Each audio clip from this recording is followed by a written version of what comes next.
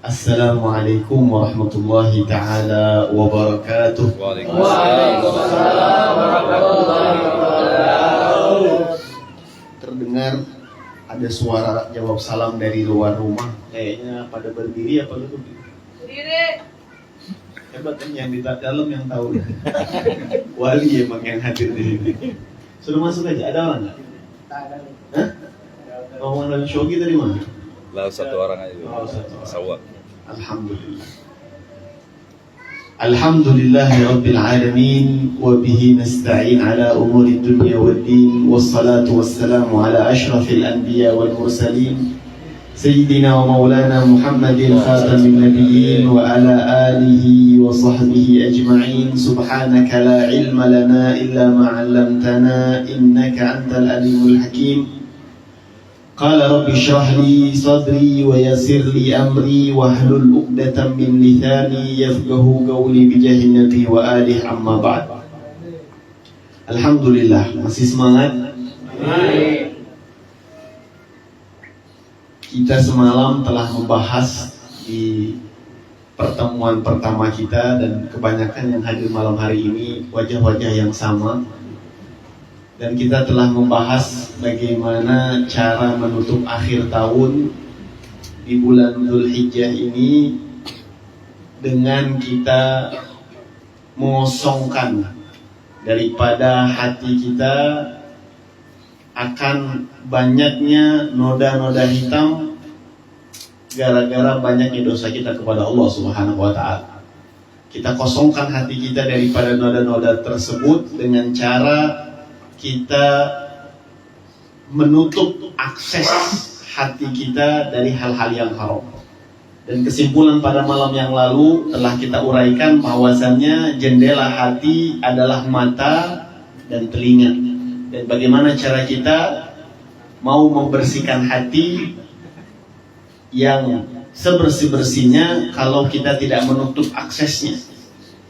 Semalam kita contohkan, kalau ada rumah di tengah hutan atau di tengah kebun yang banyak dedaunan kering jatuh, atau di tengah gurun pasir yang anginnya begitu kencang, rumah tersebut sedang disapu tapi dalam kondisi jendela tidak ditutup, pintu tidak ditutup. Kira-kira rumahnya bersih apa enggak?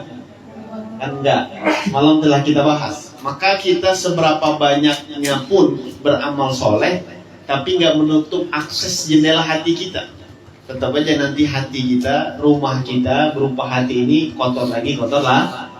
Maka semalam telah kita uraikan dengan panjang lebar bagaimana urgensinya atau pentingnya kita sebagai umat Nabi besar Muhammad sallallahu alaihi wasallam menutup akses tersebut semaksimal mungkin, semampu mungkin, sefokus mungkin, seserius mungkin, agar jangan sampai kedua mata, kedua telinga kita, apalagi mulut kita itu terjatuh atau tergelincir terus-menerus kepada perkara-perkara yang diharamkan oleh Allah Subhanahu wa Ta'ala. Kurang lebih semalam kesimpulannya begitu. Kira-kira masih ingat apa enggak? Masih ingat apa enggak? Masih. Yang hadir masih, yang enggak hadir jangan khawatir.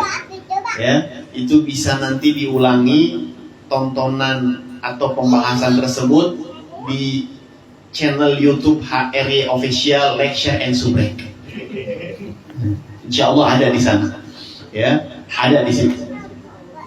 Malam hari ini coba Al-Fajir ingin sedikit memberikan satu informasi ilmu atau satu cara bagaimana hati kita ini bersih dari segala macam kotoran. Hati kita ini bagaimana caranya betul-betul bisa mendapatkan banyak cahaya, banyak rahmat, banyak atau dari Allah Subhanahu wa Ta'ala, pemberian dari Allah Subhanahu wa Ta'ala itu betul-betul masuk dalam hati kita. Bagaimana caranya? Sekian banyak cara yang dibukakan oleh Allah Subhanahu wa Ta'ala, tapi ada cara yang paling gampang dilakukan, paling ampuh untuk mengobati hati yang gelap, dan paling akan memberikan efek yang besar akan pembersihan hati tersebut. Caranya banyak, tapi yang satu ini spesial. Yang satu ini luar biasa. Apa cara tersebut untuk bisa membersihkan hati kita? Tadi sudah dibacakan di dalam maulid dia ulami oleh saudara kita. Salah satu bunyi syair pujiannya yang dibahas oleh Habib Umar di dalam fasal maulidnya beliau yang beliau tulis itu, beliau ngasih tips supaya hati kita bersih dari segala penyakit-penyakitnya. Dengan cara apa? Beliau katakan, billahi karrir dzikra wasfi Muhammadin kaima tuziha anil qulubir rahmah. Sebelum masuk ke arti daripada bait syair yang ditulis oleh beliau, saya tadi pagi setelah selesai melaksanakan sholat subuh, kebetulan istirahat lagi, pas bangun tadi pagi diberikan sarapan oleh Sahibul Bait, dalam konteks hal ini adalah Pak Yusuf. Subhanallah, ketika bangun berpikirnya gini, ini kamar yang beliau siapkan sama saya, terasa alhamdulillah nyaman, nikmat, alhamdulillah tidur juga nyenyak. Tapi ada satu hal yang saya pikirkan, kok nggak ada matahari muncul padahal ngelihat udah jam 9. Kenapa cahaya matahari nggak ada? Saya bilang begitu, di benak aja nih. Setelah saya lihat-lihat lagi, saya perhatikan lagi, oh ternyata matahari bukan gak muncul, tapi ruangan kamar yang saya tiduri dilapisi oleh beberapa lapisan sehingga itu terik matahari gak masuk ke kamar saya.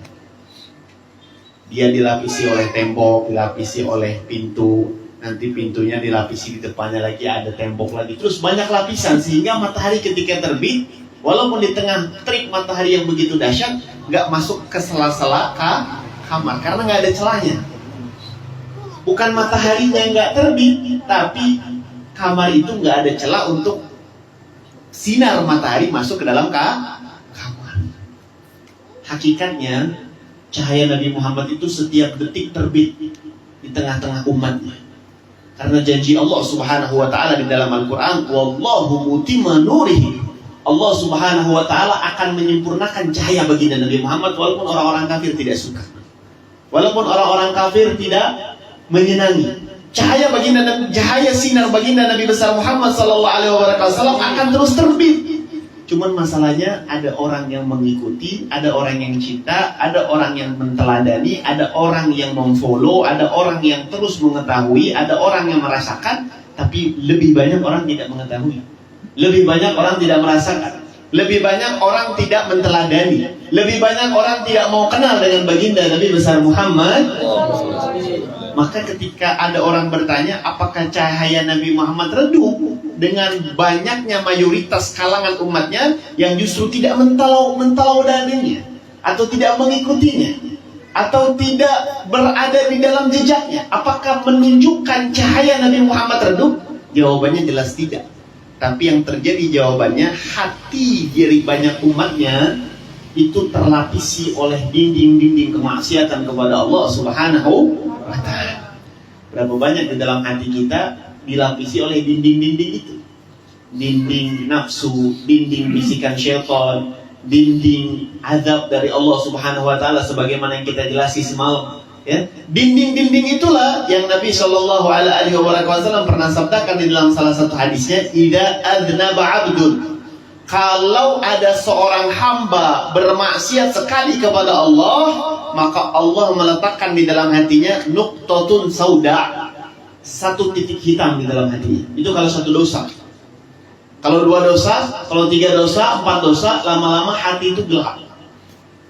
Nah, gelapnya hati itulah yang membuat cahaya Nabi Muhammad tidak merespon atau tidak terasakan oleh kesehariannya. Itulah kenapa kalau cahaya Nabi Muhammad SAW jauh dari dirinya, dia nggak bakal menjadi orang yang dekat dengan Allah Subhanahu Wa Taala. Bohong dan dusta.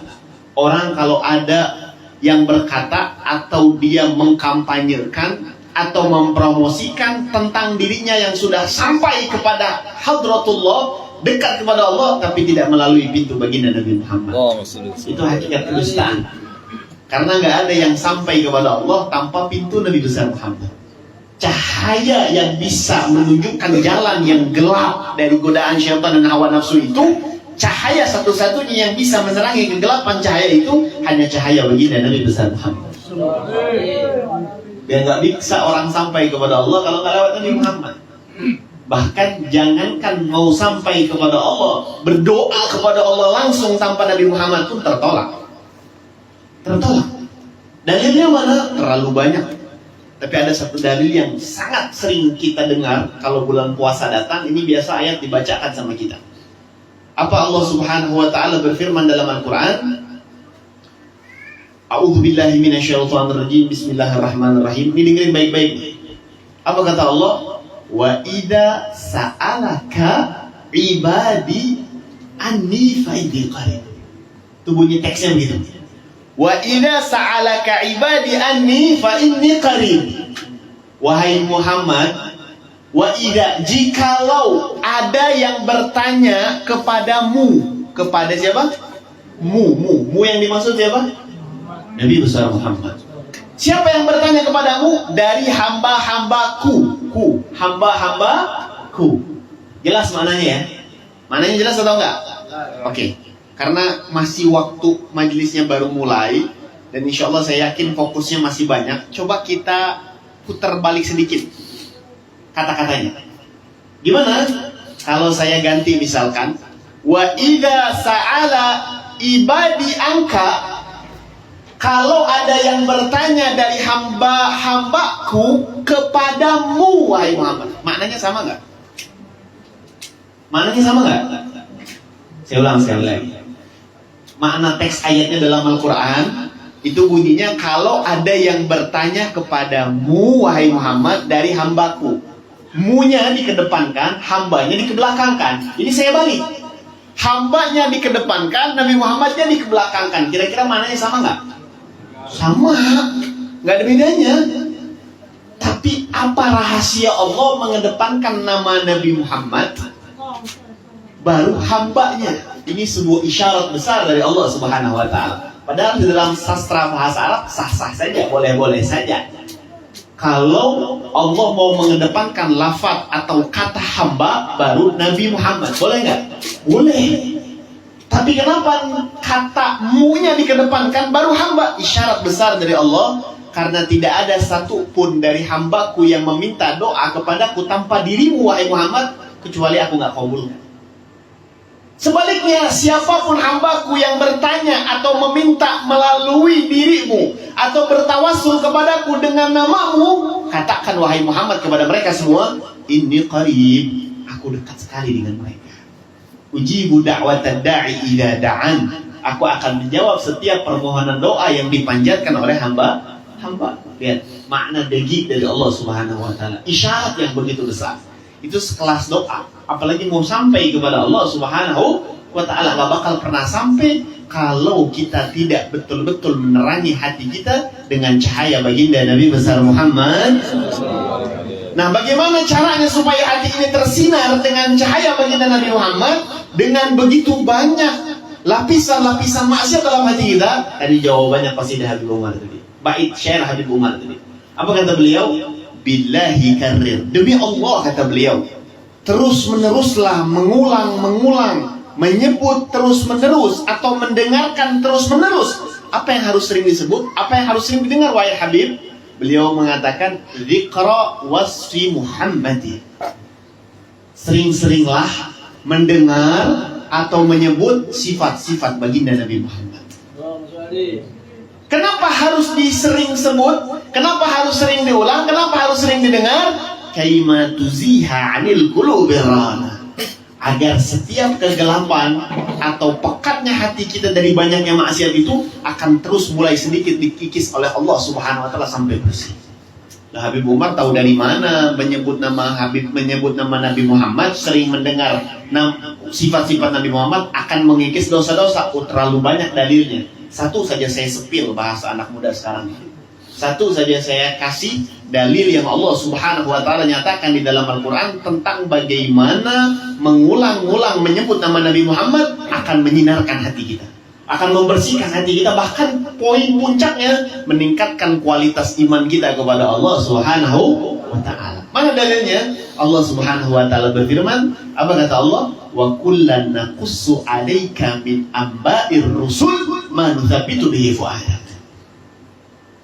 Wahai Muhammad, kata Allah Subhanahu wa taala, dan indahnya Allah nggak pernah manggil Nabi Muhammad langsung dengan namanya. Ya Muhammad, nggak pernah. Tapi kalau nama Nabi Adam sampai Nabi Isa langsung disebut namanya. Ya Adam, ya Nuh, ya Ibrahim, ya Musa, ya Isa. Nabi Muhammad nggak pernah. Tapi Nabi Muhammad kalau Allah Subhanahu wa taala sedang ajak bicara, kalimatnya dalam Al-Quran, ya ayyuhan nabi, ya ayyuhar rasul. Wah, indah banget. Allah saja pakai cara yang mulia memanggil kekasihnya Nabi besar Muhammad. Masa kita nggak boleh manggil Nabi Muhammad pakai Sayyidina? Kan aneh sebetulnya. Karena banyak ada sebagian kecil kalangan dari muslimin yang mereka mengatakan bid'ah kalau baca sholawat atau menyebut Nabi dengan Sayyidina. Sebagian kecil, nggak usah diikutin itu, ya, nggak usah dipraktikkan. Karena secara hukum sosial kita aja atau etika sosial kita nggak mungkin tadi MC Kang Hazami, ya, beliau manggil saya tiba-tiba kita panggilkan, kita persilahkan tutup HP kalian masing-masing, kita kasih ceramah kita malam hari ini, langsung kita suruh Ali Ridho. Nggak mungkin. Dia aja pakai embel-embel di depan, ustadzkah atau siapakah, ya, pakai embel-embel. Itu etika sosial kita, sesama kita yang sekarang belum ada apa-apanya aja, itu kadang ada etikanya, apalagi dengan baginda Nabi besar Muhammad Sallallahu alaihi wasallam. Jadi Allah cara memanggil Nabi Muhammad aja itu pakai bahasa yang spesial. Ya ayuhan Nabi. Kalau kita nemu nama di dalam Al-Quran Muhammad, itu dipastikan 4 kali, dan itu konteksnya bukan Allah sedang mengajak Nabi Muhammad berbicara, tapi Allah sedang menceritakan tentang Nabi Muhammad. Bukan sedang konteksnya ngajak bicara. Tapi kalau sedang ngajak bicara, itu pasti pakai kalimat ya ayyuhan nabi, ya ayyuhar rasul. Masya Allah. Itu saking mulianya baginda Nabi besar Muhammad Sallallahu alaihi wasallam. Nah, di dalam ayat tadi Allah Subhanahu wa taala berfirman yang artinya secara global, apa kata Allah Subhanahu wa taala? Dan tidaklah kami menceritakan kepadamu wahai Muhammad cerita tentang rasul-rasul terdahulu kepadamu, tujuannya melainkan hanya untuk meningkatkan kualitas imanmu. Jadi di dalam Al-Quran itu kalau kita baca dari awal sampai akhir, kita akan lebih banyak menemukan isi Al-Quran itu hampir kurang lebih 60%-nya cerita. Nah, dari 60% cerita itu 40%-nya Allah Subhanahu wa taala menceritakan cerita dari Nabi Adam sampai Nabi Isa. Diceritakan semua kepada siapa? Wahyu itu diturunkan kepada siapa? Nabi besar Muhammad. Tidaklah kami menceritakan kepada engkau wahai Muhammad cerita tentang rasul-rasul, tujuannya meningkatkan kualitas imanmu. Padahal siapa iman yang lebih agung di muka bumi ini selain imannya baginda Nabi Muhammad? Tapi tetap Allah ceritakan cerita Nabi Adam sampai Nabi Isa. Nggak cukup di situ. Allah ceritakan orang-orang soleh kepada Nabi Muhammad.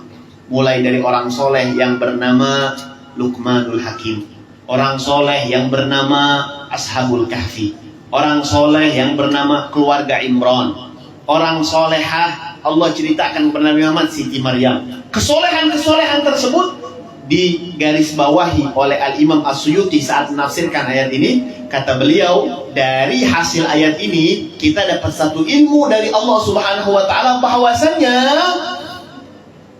hikayatus sholihin, cerita orang-orang soleh, dalam konteks ini para rasul, nabi dan orang-orang soleh yang Allah ceritakan di dalam Al-Quran. Kata beliau, di sini kita dapat pelajaran, kata Imam Suyuti, bahwasannya cerita atau mendengarkan cerita orang-orang soleh adalah tentara daripada tentara Allah al-batinah yang batin. Jadi mendengarkan cerita orang soleh itu pada realita hakikatnya untuk hati kita manfaatnya, dia adalah tentara Allah yang batin. Tahu nggak maksudnya tentara? Tentara itu tujuannya apa sih? Menjaga negara dari serangan luar. Kan itu tugas tentara. Betul nggak? Tentara itu di suatu republik atau di suatu negara tujuannya jangan sampai ada musuh dari luar masuk ke dalam negara.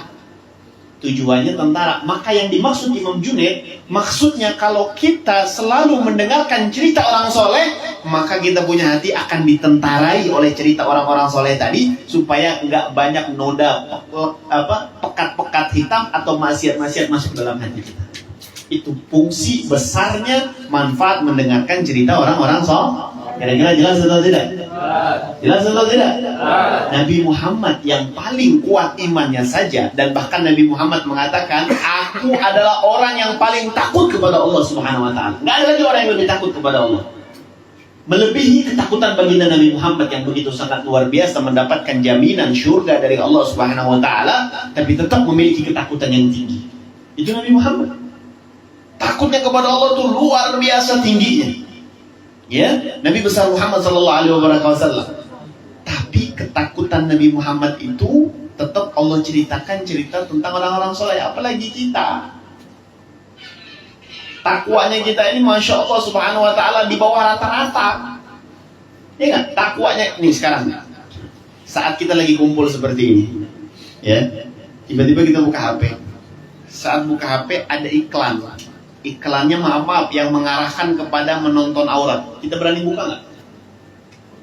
Sekarang nih lagi kumpul gini, kita buka HP, ada iklan muncul, ting, aurat gitu. Perempuan cantik kah? Atau yang perempuan ngelihat body laki-laki lagi nge-gym kah? Kita berani klik nggak? Nggak. Itu yang melandasinya apa? Takwa atau malu sama teman sebelah? Gak usah dijawab, pikir aja. Gak usah dijawab. Tapi saat kita nggak berani buka, betulkah karena faktor takwa? Kita bisa tahu saat nanti kita pulang ke rumah, kamar dikunci, wajah terkena cahaya HP bukan cahaya lampu. Saat itu sama nggak perasaan saat ngumpul di majelis, saat di kamar? Kalau perasaannya sama-sama nggak berani buka, betul tadi yang di majelis takwa. Itu benar takwa. Tapi kalau di kamar sendiri yang kita berani buka, bukan takwa itu. Malu sama temen. Bukan takwa. Sedangkan yang paling membuat kita mulia di sisi Allah apa? Karena bajunya yang bagus sekali. Kalau pengajian bajunya yang branded.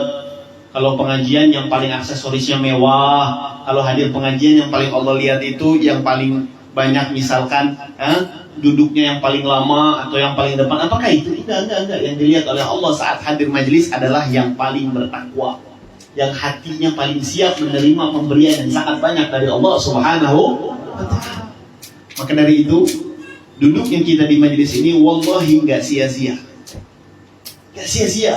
Kelihatannya aja kayak kita ini ngantuk, bawaannya panas, kayak nggak nikmat, kayak gersang, kayak gimana. Tapi kalau Allah buka sedikit aja hijab dalam hati kita sehingga kita melihat begitu banyak pahala yang Allah berikan di majelis seperti ini, maka sebagian ulama al-arifuna billah mereka mengatakan, maka banyak manusia yang nggak mau berdiri di tempat duduknya sampai yaumil qiyamah, lebih memilih untuk duduk di sini. Bahkan di dalam kitab Fawaidul Mukhtarah yang dikumpulkan itu faedah-faedah oleh Al-Habib Ali bin Hasan Baharun, beliau mengutip salah satu pendapat, beliau katakan, lau kushifal hijab, atau kalau dibukakan yang namanya pahala hadir di dalam majelis zikir atau majelis ilmu, maka kita akan melihat dzu imarah, orang-orang yang punya apartemen, orang-orang yang punya gedung, orang-orang yang punya usaha yang omsetnya udah besar, rela merangkak untuk hadir ke tempat-tempat seperti ini. Cuman sayang ditutup pahalanya. Ditutup. Bahkan majelis seperti ini pernah menjadi salah satu keagungannya yang diketahui oleh Nabi Allah Daud alaihi salatu wassalam, dengan beliau mengatakan, ya Rabb, andai kata aku sedang berjalan, kata beliau, di suatu tempat, kemudian aku melihat ada perkumpulan zikir kepadamu, ada perkumpulan membahas tentang keagunganmu, atau kita kenal dengan bahasa majelis ilmu, tapi aku tidak hadir ke majelis itu, mampir, maka tolong potong kakiku ya Allah. Saking Nabi Allah Daud ingin menunjukkan, karena Nabi Allah Daud udah dibuka hijabnya sama Allah, tahu bagaimana besarnya pahala di dalam. Nah kita sekarang ini kenapa kayak ngantuk-ngantuk malas? Karena besar pahalanya, syaitan nggak mau kita mendapatkan yang lebih. Makanya telinga kita dibisikin, tidur, panas, hati kita dibikin gak betah, duduk dalam kondisi seperti ini. Tapi hatinya saat disuruh baca maulid, yang dipikirkannya bukan Nabi Muhammad, utang Bang Emo gak lunas-lunas, Mikirinya, kapan selesai, mulut pahit, pengen sebatut gitu kan, pengen cepet ngopi gitu kan, pengen cepet makan. Itu semua bagian dari goda-godaan syaitan. Yang syaitan tahu, semakin lama duduk di dalam majlis ilmu, semakin besar pahalanya di sisi Allah Subhanahu. Yang semalam kita udah bahas, lebih baik daripada sholat 1000 rakaat sunnah. Subhanallah tabaraka wa ta'ala. Maka dari itu, ma'asyiral hadirin yang dimuliakan oleh Allah, yuk kita selalu hiasi hati kita dengan selalu mendengarkan cerita tentang baginda Nabi Muhammad, atau muliakan lidah kita selalu basah menyebut baginda Nabi besar Muhammad. Dan mendengarkan cerita Nabi itu nggak harus di maulid seperti ini, nggak harus kan? Bahkan sekarang kita duduk di atas kasur aja bisa dengar cerita Nabi. Makanya punya akun sosial media dimanfaatin. Follow lah akun-akun yang di situ banyak menceritakan baginda Nabi Muhammad. Di situ banyak akun-akun yang isinya kontennya sholawatan, yang kontennya cerita sirah nabawiyah, yang kontennya bahas ilmu Nabi Muhammad. Jangan punya akun sosial media yang di-download atau yang di-follow, yang diikutinya trio macam, yang diikutinya Masya Allah, tabarakallah, akun-akun yang melalaikan. Ya Allah, kapan lagi kita bisa dekat sama Nabi Muhammad di zaman yang sangat modern ini kalau nggak lewat jejet tangan kita? Kalau nggak kita muliakan diri kita dengan selalu memanfaatkan semaksimal mungkin cerita-cerita tentang baginda Nabi besar Muhammad, efeknya besar, efeknya sangat luar biasa. Saking besarnya efek menceritakan cerita tentang baginda Nabi Sallallahu Alaihi Wasallam. Ini ada cerita unik, ya. Ada seorang anak dari salah satu universitas di Bandung. Kita nggak usah sebut nama universitasnya. Itu anak subhanallah sampai sekarang orangnya masih hidup. Tapi sekarang udah pindah ke Semarang. Dia minta di low profile-kan atau disembunyikan identitasnya. Tapi kalau dia izinkan saya berani buka. Subhanallah, ini orang anak muda. Dia datang suatu hari ke majelis kita. Kemudian dia cerita tentang sosok ibunya yang Allah Subhanahu wa ta'ala takdirkan harus cuci darah seminggu 2 kali. Gimana tuh dahsyat sakitnya? Dan dia bukan dari kalangan orang yang memiliki ekonomi kelas menengah ke atas. Enggak. Biasa aja. Bapaknya sudah meninggal. Dan dia harus membiayai bukan hanya tentang bagaimana ibunya cuci darah. Apalagi sekarang di beberapa rumah sakit BPJS nggak bisa berpengaruh, nggak bisa berefek, nggak bisa dipakai. Apa yang dia lakukan? Dia harus berusaha dalam waktu yang cepat mencari ekonomi untuk bisa mengobati ibundanya cuci darah 2 minggu dan harus tetap membiayai kuliah dia pada saat itu 2019. Ini cerita pada saat itu. Apa yang terjadi? Dia datanglah ke majelis, dia duduk dalam majelis, tapi dalam keadaan hati yang terikat dengan baginda Nabi Muhammad. Tidak punya solusi lagi. Mentok dia. Mau minta tolong kepada siapa? Kalau dia tahu bahwasanya ada orang yang bisa nolongi dari kerabat atau orang yang berpengaruh, pasti dia datang ke sana. Tapi otaknya mentok. Itulah kita kadang manusia. Jangan datang sama Allah lagi mentok doang. Biasanya kalau kita datang sama Allah lagi mentok doang, Allah kasih mentok terus. Lagi banyak masalah datang sama Allah Subhanahu. Salah nggak? Nggak salah. Nggak salah. Salah nggak? Kalau ada masalah datang sama Allah, salah nggak? Enggak. Memang tempatnya curhat sama Allah. Cuman Nabi Muhammad bilang, ta'arraf ilallahi fir raha ya'rifka fi syiddah. Jangan cuman kenal Allah lagi sulit. Kalau kenal Allah cuman lagi sulit, maka Allah kasih kesulitan terus. Tapi kenalilah Allah, dekat sama Allah saat lagi senang. Tiba-tiba lagi dapat duit 10 juta, dekat sama Allah, bikin pengajian, sebarin kepada orang-orang yang membutuhkan, dibagi-bagi rezekinya. Jangan punya uang lagi banyak, 10 juta dipakai judi online, dipakai slot. Nanti uang habis ngadu sama Allah Subhanahu wa ta'ala. Salah nggak? Nggak salah, cuman pasti akan selalu diberi hal-hal yang menyulitkan. Jangan kayak gitu. Bapak-bapak, ibu-ibu yang dirahmati oleh Allah, saya yakin semua yang hadir di sini punya rumah ya. Punya rumah nggak? Punya rumah nggak? Mudah-mudahan yang belum punya cepat punya rumah, cepat lunas rumahnya. Ya, amin ya Rabbal. Tapi kalian tinggal di dalam rumah kan? Iya kan? Oke. Ini sedikit aja bertanya. Lanjut apa enggak nih? Lanjut. Tetap semangat? Serius? Oke, kita punya rumah. Rumah kita lantainya basah. Pertama kali yang kita lakuin apa? Hah? Bapak-bapak nggak ada yang jawab, jarang bekerja soalnya. Kalau lantai rumah kita basah ngapain? Dipel. Ibu-ibu? Sama aja pel sama lap, apa bedanya? Apa yang kita lakukan? Oke, kita pel. Ketika kita pel, betul nggak perkara itu? Betul, tapi kurang tepat.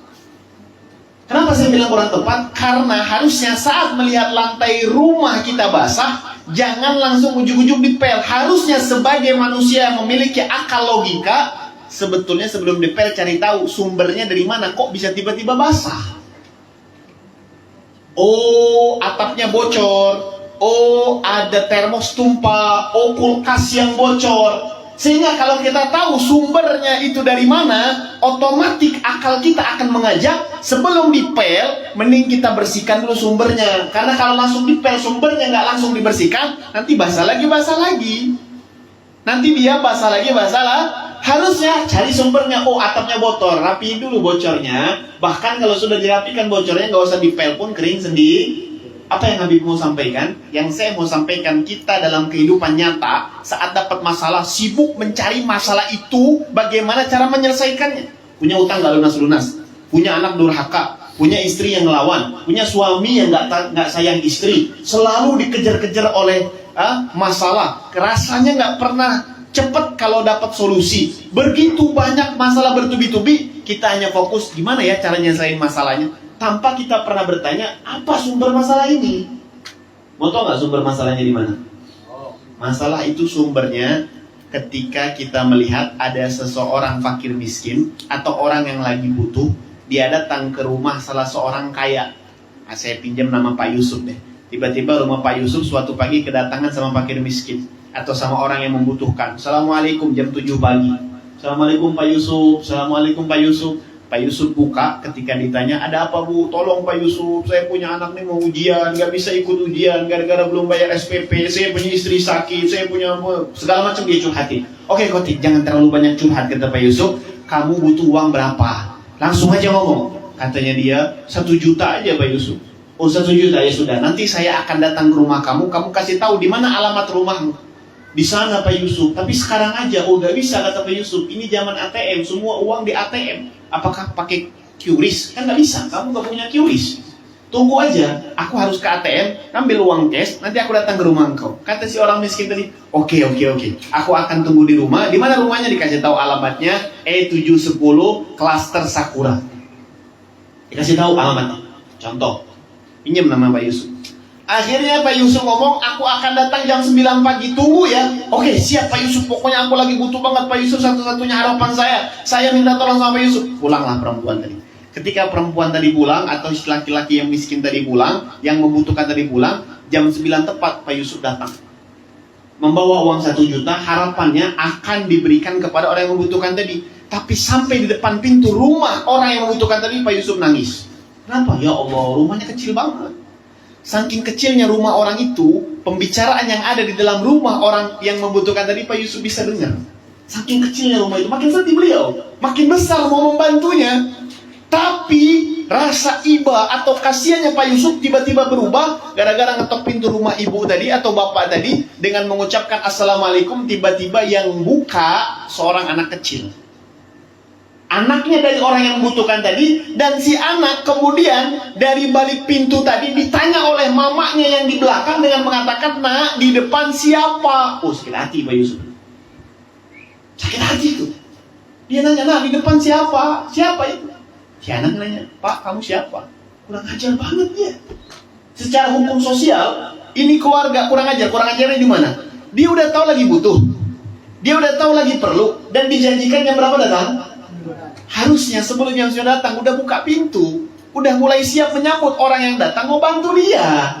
Harusnya begitu. Dan gak sampai di situ, dengan sombongnya dia berkata, nak, di depan siapa? Emang ada orang yang janjiin mau bantu dia selain Pak Yusuf? Bukankah dia dari jam 6 sampai jam 7 ngantri di pintu Pak Yusuf, nunggu-nunggu supaya ditolong? Setelah Pak Yusuf datang jam 9, bukannya dia disambut dengan sangat hormat, malah ditanya siapa? Kurang ajar. Betul atau enggak? Betul atau tidak? Kayak di viral-viral itu, keprok itu. Betul atau enggak? Betul ya? Itu manusia, hukum sosial begitu. Apa yang ingin saya sampaikan? Keadaan yang tadi saya sedang ilustrasikan itu sama persis keadaan kayak kita sehari-hari kepada Allah. Kita setiap hari ngomong kebutuhan kita. Ya Allah pengen itu, ya Allah pengen ini, ya Allah pengen ini, ya Allah pengen itu, ya Allah masalahku begini, ya Allah. Kemudian Allah panggil, hayya 'alas shalah. Gak kedengeran tuh suara azan. Dinanti dahulukan perintah Allah. Gak kedengeran suara azan. Bahkan dalam sholat subuh, as-sholatu khairu minan naum. Dibangunin gak sadar. Sering menanti dahulukan perintah Allah. Itu sumber semua masalah kita dari situ. Kenapa kita punya masalah bertubi-tubi? Kita senantiasa dapat problematika yang begitu sangat dahsyat, susah menjadi. Satu jawabannya, Allah panggil kita menanti dahulukan perintah Allah. Padahal sebelumnya minta tolong sama siapa? Sama Allah. Tapi giliran Allah panggil tentang sholat, paling terakhir datang. Itu pun kadang sering sekali sholatnya na'udzubillah min dzalik, udah ketika dia sholat, Allahu Akbar, azan berikutnya datang. Gimana Allah mau tolong? Nanti sibuk cari kerja. Oh, semuanya kerja nyari uang. Ketika kita tanyakan, hei, kamu yakin gak yang namanya uang atau rezeki itu dijamin sama Allah? Iya, saya yakin bahwasanya rezeki dijamin sama Allah. Terus kenapa engkau melakukan ini semua? Ini kan ikhtiar. Oh, betul ikhtiar. Perintah siapa? Allah. Perintah Allah ya? Iya. Rezeki dijamin. Dia ikhtiar. Terus dia bilang ikhtiar itu perintah Allah. Dan ketika kita tanya, hidayah itu ada jaminan gak dari Allah? Gak ada. Gak pernah Allah bilang di dalam Al-Quran bahwasanya setiap hamba itu dapat hidayah jaminan masing-masing. Gak ada. Tapi ketika ditanya bahwasanya hidayah itu disuruh perintah oleh Allah, disuruh dicari apa enggak? Iya, Allah nyuruh perintah di dalam Al-Quran, kita disuruh mencari hidayah. Bahkan Allah katakan, walladzina jahadu fina lanahdiyannahum subulana, yang bersungguh-sungguh menuju kepadaku atau mencari hidayah petunjuk kepadaku, aku akan bukakan hidayah sebesar-besarnya, seluas-luasnya. Anehnya banyak manusia zaman sekarang, termasuk kita atau mungkin saya yang berbicara, kita mengatasnamakan Allah yang menjamin rezeki, tapi berikhtiar mengatasnamakan perintah Allah, sedangkan hidayah yang gak dijamin sama Allah, sama-sama Allah perintahkan untuk dicari, tapi kita sering dengan menggunakan bahasa, nanti deh tunggu tua, nanti deh soal adzan zuhur kan baru jam 12, nanti deh sholatnya kita kerja dulu aja, nanti deh jam 2, nanti jam 3, sholatnya jam 3 lewat 14 menit, 3.15 adzan asar. Gimana? Emang yang ngasih rezeki sama yang ngasih hidayah Tuhannya berbeda? Kan enggak, Tuhannya sama-sama Allah. Tapi itulah kita, saking hati kita jauh daripada cahaya baginda Nabi besar Muhammad sallallahu alaihi wasallam. Maka si anak muda tadi, singkat cerita sebagai penutup nih, dia datang ke majelis, dia betul-betul tahu isi materi yang disampaikan tentang Nabi Allah Ibrahim yang saat mau dilemparkan ke api unggun yang begitu sangat panas luar biasa. Nabi Ibrahim ketika dilemparkan, jadi anak muda tadi hadir majelis Rasulullah atau hadir majelis tersebut yang menceritakan ilmu tentang bagaimana kekuatan iman Nabi Allah Ibrahim alaihissalatu wassalam. Akhirnya Nabi Ibrahim kan saat mau dilemparkan, itu pertolongan dari mana-mana datang. Malaikat nawarin akan mematikan api, angin menawarin akan mematikan api, bahkan berbagai macam makhluk Allah nawarin untuk membantu Nabi Ibrahim untuk mematikan api. Jawaban Nabi Ibrahim apa? Hasbiyallah wa ni'mal maula wa ni'man nasir. Cukup bagiku Allah. Padahal udah di tengah-tengah nih, udah dilempar tuh, lagi perjalanan mau masuk ke api, Nabi Ibrahim ditawarin banyak pertolongan. Jawabannya hasbiyallah wa ni'mal, cukup bagiku adalah Allah. Ketika beliau punya keyakinan yang kuat, baru Allah Subhanahu wa taala perintahkan kepada api, kuni bardan wassalaman ala Ibrahim. Wahai api, jadilah api yang dingin dan keselamatan untuk Ibrahim. Untuk Ibrahim. Coba kalau dimatikan apinya, nanti orang-orang yang ada di sekitarnya bilang, wajar nggak kebakar, orang apinya mati.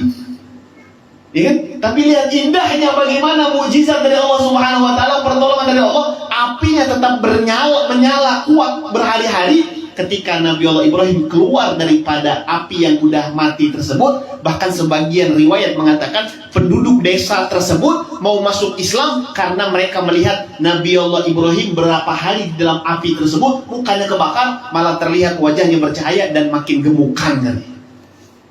Kenapa? Karena Allah sudah katakan kepada api, jadilah api yang dingin dan api yang menjadi api penyelamat bagi Ibrahim. Untung ada kalimat Ibrahimnya.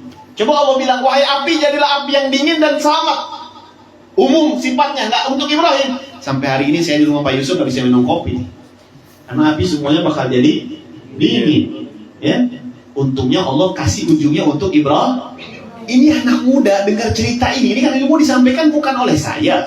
Saya hanya menukil kitabnya saat itu Imam Al-Haddad Nasuh Diniyah. Kemudian dia tahu tentang ilmu ini, bagaimana ini diceritakan oleh Imam Haddad, dan beliau mendapatkan riwayat ini daripada gurunya sampai Rasulullah. Artinya ilmu Rasulullah nih, cahayanya Rasulullah nih. Sama anak muda tadi dipegang sangat erat ini nasihat. Dia pulang, ketika dia tengah jalan, ada di daerah Cimahi itu namanya Pemkot, baru buka restoran Tom Yum. Baru buka restoran tersebut. Ketika dia makan di restoran tersebut, bukan restoran sih, kayak warung biasa gitu lah. Dia makan di lantai 2, di tengah-tengah makan dia ngeliat, restoran ini kelihatannya baru buka. Akhirnya dia berinisiatif menawarkan diri mau kerja di situ. Walaupun ngambil kuliah, dia pengen kerja supaya ada penghasilan lebih, bisa membiayai ibunya tadi yang saya sampaikan, mau apa? Cuci darah 1 minggu 2 kan? Apa yang dia lakukan? Dia datangi kasir, dia menawarkan diri mau minta kerjaan. Si kasir tadi tiba-tiba melakukan sebuah perbuatan atau gak biasanya orang Bandung kayak gitu. Ya seorang Cimahi itu bager-bager, orang Bandung itu baik-baik. Tapi ini tiba-tiba kasir marah-marah. Dia bilang, kamu jangan bohong, bilang aja mau makan gratis, bilang dimarahin. Akhirnya dia kecil hati, dia kembali ke mejanya, dia habiskan sebagian makannya. Ketika dia lagi mau menghabiskan makanannya, keadaan yang sama terjadi kepada seorang perempuan. Jadi ada perempuan lagi cekcok di kasir itu, kata dia, Bib, perempuan tadi pakaiannya Masya Allah, Bib, pimping geprek. Tuh pimping geprek, paha geprek. Pakaiannya dia nggak pakai celana panjang, alias kelihatan pahanya, Bib, bener-bener nggak pakai kerudung, lagi cekcok sama kasir. Tahu gara-gara apa? Itu perempuan tadi, Bib, dia bilang sama kasirnya, minta izin sebentar, dia mau turun ke lobi bawah atau ke lantai bawah, karena dia punya dompet ketinggalan. Dan dia nggak bawa HP, dia jadi take away, beli makanan take away, nggak bisa bayar, gara-gara dompetnya ketinggalan. Dia bilang supirnya lagi dia suruh ke Indomaret. Singkat cerita begitulah, dia ceritakan dengan sangat detail sehingga dia ngelihat kejadian cekcok tadi. Dari hati saya tiba-tiba keinginan berat, entah karena saya tertarik atau apa dengan perempuan tadi. Saya tiba-tiba datang ke kasir, saya bilang berapa harganya, dia bilang harganya 21.000 atau 22.000. Dibayarin sama dia tanpa menunggu si perempuan tadi terima kasih sama dia turun. Ketika dia turun, ibunya telepon, ibu saya telepon, ibu saya telepon, saya angkat, ibu saya bilang, nah udah gak usah repot-repot, kalau memang Allah takdirkan ibu panjang umur, gak usah sibuk-sibuk, kamu fokus kuliah aja. Saya tutup telepon saya, persis di depan saya Honda Civic warna abu-abu. Honda Civic warna abu-abu parkir, subhanallah ternyata Honda itu betul-betul punya perempuan tadi. Dan perempuan tadi manggil saya dengan mengatakan, punten katanya. Kenapa saya katanya? Akhirnya Beb, sambil saya melirik perempuan tadi, sambil saya tundukkan mata saya tidak melirik perempuan tadi berkata kepada saya, Dek maaf, barusan sekilas saya dengar adik lagi telepon, entah sama siapa, tapi saya kekelik katanya dalam hati saya, adik lagi butuh bantuan. Tolong sampaikan, jangan sungkan-sungkan, adik lagi butuh apa? Bib, karena saya habis ngaji tentang Nabi Allah Ibrahim, dengan pedenya, dengan gak pikir panjangnya, saya mengatakan kepada perempuan tadi yang menawarkan tentang bantuan atau menolong dia dari bantuan, dengan pedenya saya mengatakan Allah. Butuhnya apa?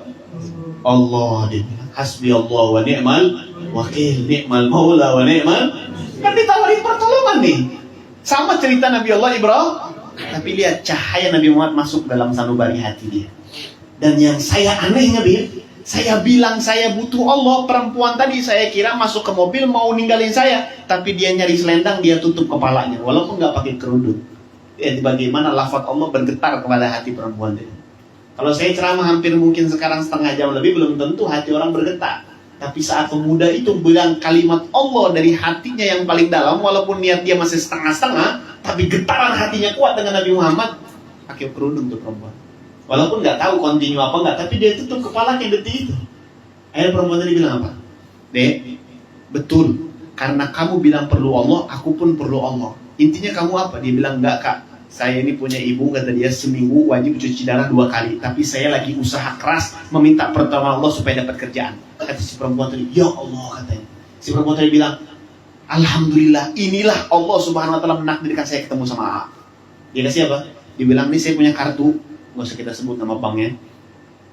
Dia bilang, nih kartu saya kasih ke kakak, tolong minta KTP kakak segala macam. Nanti kalau AA memang ada waktu, kita ke bank sama-sama, kita ganti semuanya atas nama AA, kode PIN-nya dikasih segala macamnya. Dia bilang, ini uang hasil zakat saya, dan saya hampir beberapa hari ini memikirkan, ini uang zakat ini kira-kira mau dikasih ke siapa katanya. Apakah ke kuli kuburan, pemandi jenazah yang di antara mereka nggak banyak yang ngelirik kan? Orang kalau buang zakat, berduafa, anak yatim, pati jompo, janda, segala macam kan? Di perempuan, hebatnya Allah kasih hidayah atau entah kasih gertakan seperti apa hatinya, dia memikirkan para penggali kubur. Jadi dia beberapa hari bukan nggak ngeluarin zakat, tapi nyari mana kira-kira yang membutuhkan dana dari penggali kubur. Tapi saya nggak ketemu, tapi Allah takdirkan saya ketemu sama kakak. Dan kakak bagian dari orang-orang fukor. Jadi kakak atau AA berhak dapat, si AA ini bilang, 10 jutaan kayaknya, uang zakat kan. Berapa gitu kan. Tahu pas dia buka uang di ATM itu, dia datang lagi ke rumah saya, dibilang, Bib, ini alhamdulillah ada rezeki sedikit, tolong Habib DP-in mobil. Saat itu saya mau DP Expander. Saya punya Expander mobil. Tapi gara-gara dia cerita terlalu detail sehingga saya tahu itu uang zakat, saya nggak terima. Masa uang zakat buat Expander mobil, ngaco aja deh. Tapi ini kejadian nyata. Subhanallah. Dia ngasih uang itu buat DP mobil. Saat itu dia ngasih 15 juta. Tapi saya tolak. Tolaknya karena tahu cerita detailnya itu hasil uang zakat. Coba dia nggak bilang, tak ambil juga. Uang zakat, masa mau dikasihnya ke saya? Kan gak enak aja cerita, dan itu buat ibunya. Tapi dia cerita, tau gak? Berapa uang nominal yang saat itu dia ada? 200 juta. Berarti bayangkan kekayaan perempuan tadi berapa miliar tuh, hampir 2,5%-nya 200 juta. Berapa banyak? Dan ternyata subhanallah perempuan itu salah satu orang yang punya skincare yang hari ini terkenal luar biasa. Bayangkan nanti. Itu tentang rezeki yang Allah subhanahu wa ta'ala jamin bagi orang-orang yang setiap malam atau setiap hari mau hatinya terikat dengan baginda Nabi Muhammad. Dan cerita ini bukan cerita karangan. Kalian bisa buktiin sama Pak Yusuf. Kalian kalau tahu Pak Yusuf kerja sehari-hari apaan? Tapi rumah sebelah kebeli. Alhamdulillah beliau gak pernah minta-minta sama orang, dibantu sama Allah subhanahu wa ta'ala. Ini apa? Berkat ikatan hati kepada baginda Nabi besar Muhammad. Itu malam tuh gelap, besok tiba-tiba cerah, tiba-tiba gelap lagi. Siapa yang buat malam seperti itu? Teknologi bukan?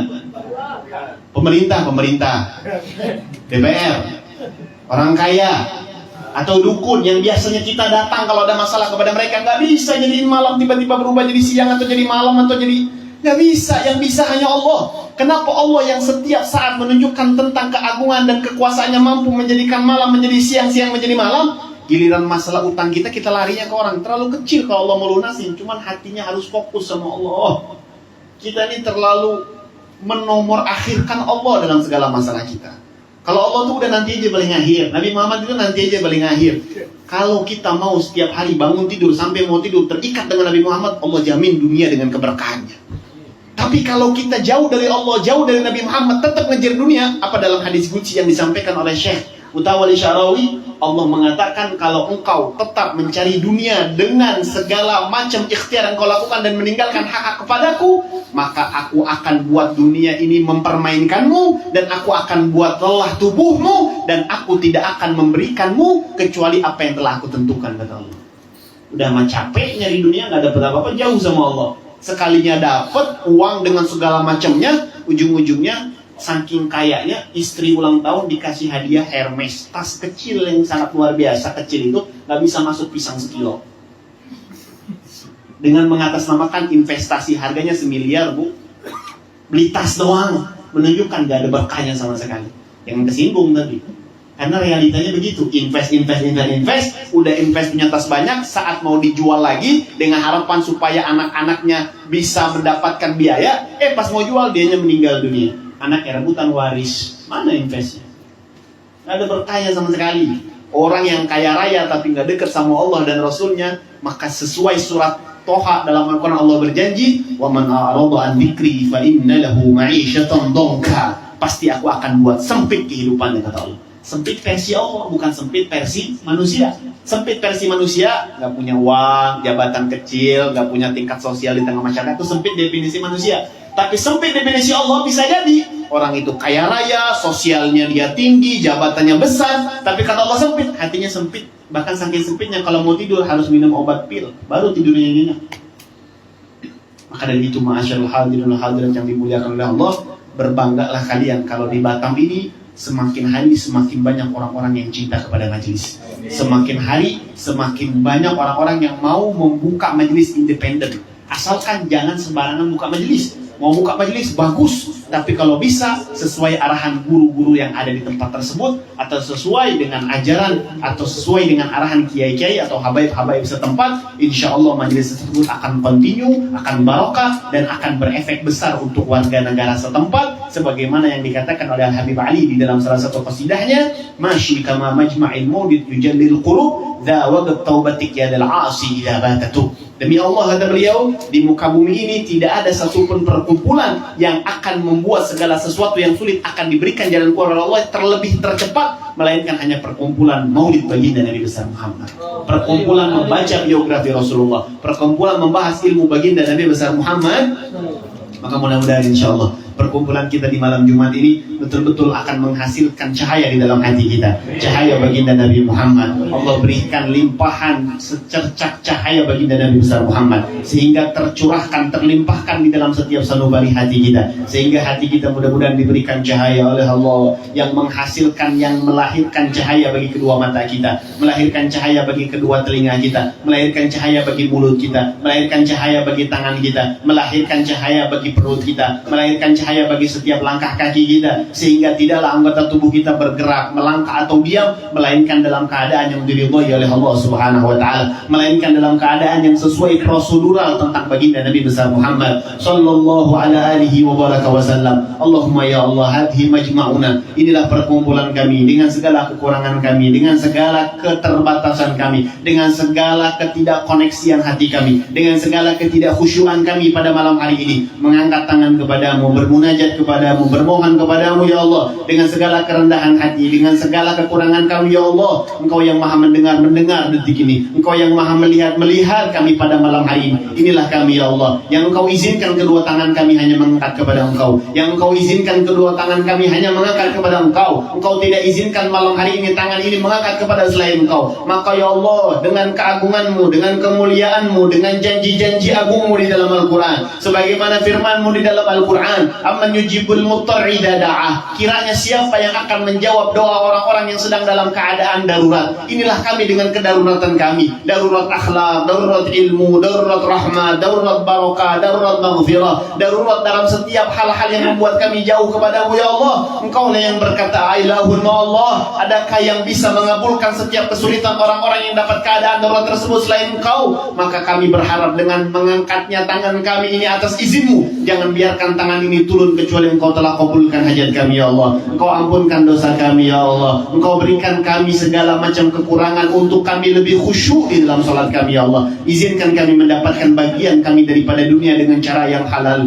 Jauhkan diri ini, usaha ini, waktu ini, keturunan kami ya Allah daripada hal-hal yang tidak menyenangkan hati, daripada hal-hal yang tidak menyejukkan mata ya Allah. Maka jauhkan kami, lindungi kami ya Allah, khususnya jamaah yang hadir pada malam hari ini, umumnya kepada orang-orang Batam dan seluruh masyarakat Indonesia ya Allah. Dan jadikan keberkahan majelis malam hari ini dan majelis dimanapun tempat malam hari ini sedang diadakan, melainkan Engkau limpahkan keberkahannya dan rahmat-Mu kepada saudara kami di Palestina. Berikan kepada mereka ya Allah yang saat ini sedang merasakan sakit, berikan kesembuhan. Yang saat ini belum dapat tempat tinggal, segera Engkau berikan pertolongan-Mu ya Allah. Dan siapapun yang telah meninggal di antara mereka, ditingkatkan terus derajatnya di sisi-Mu ya Allah. Begitupun saudara kami yang ada di Sudan, di Ethiopia, begitupun saudara kami yang ada di berbagai macam belahan dunia ya Allah. Limpahkan rahmat-Mu pada mereka ya Allah. Jadikan mereka orang-orang yang selalu menegakkan tentang sunnah-sunnah baginda Nabi besar Muhammad sallallahu alaihi wasallam. Dan saudara kami yang telah pulang daripada haji, terima haji mereka, jadikan haji mereka haji mabrur, sa'yan masykur, dan maghfur, wa tijaratan antabur, sehingga kepulangan mereka ke tanah suci, ke tanah Indonesia ini ya Allah mewarnai sosial mereka dengan akhlakul karimah, dengan haji yang mabrur, dengan haji yang akan menghasilkan akhlakul karimah. It'am wa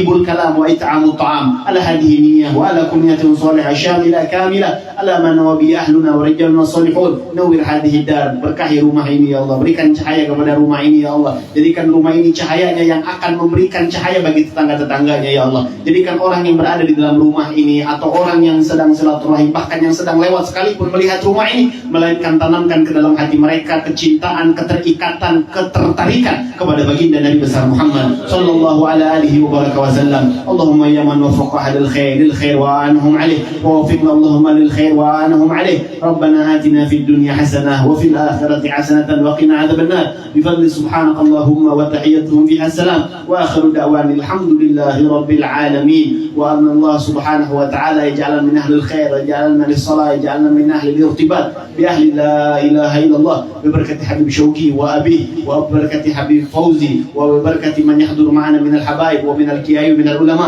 Anna Allah yaj'alna min ahli al-khair, yaj'alna mutarabbitina fillah, mutahabbina fillah, mutahabbina fi hubbi Rasulillah sallallahu alaihi wa sallam. Lakum yatin salihah wa ila hadratin Nabi Muhammad sallallahu alaihi wa sallam. Sir al-Fatihah. أعوذ بالله من الشيطان الرجيم بسم الله الرحمن الرحيم الحمد لله رب العالمين الرحمن الرحيم مالك يوم الدين إياك نعبد وإياك نستعين اهدنا الصراط المستقيم صراط الذين أنعمت عليهم غير المغضوب عليهم. اللهم يا منافق أهل الخير وعنهم عليه ووفقنا اللهم للخير وعنهم عليه. ربنا تقبل منا إنك أنت السميع العليم وتب علينا إنك أنت التواب الرحيم. دعوة سبحانك اللهم وتحية فيها السلام وآخر دعوانا الحمد لله رب العالمين. Lebih afdol kalau majlis ini ditutup dengan doa maulid ya ulama yang akan dibacakan oleh Habib Syauqi.